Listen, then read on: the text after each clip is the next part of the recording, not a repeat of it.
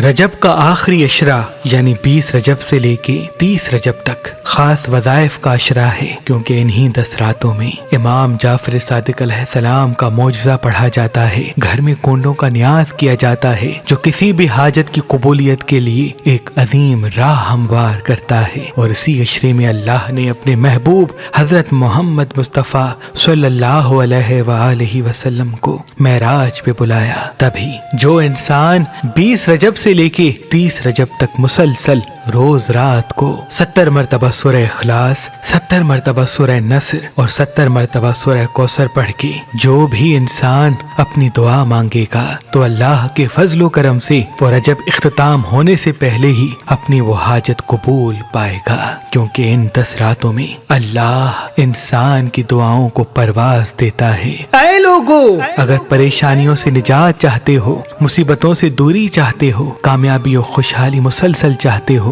تو 20 سے لے کے 30 رجب تک اپنے لیے خاص دعائیں مانگا کرو، دیکھنا تمہاری دعائیں اللہ کی غیبی مدد کے ساتھ قبول ہو جائیں گی۔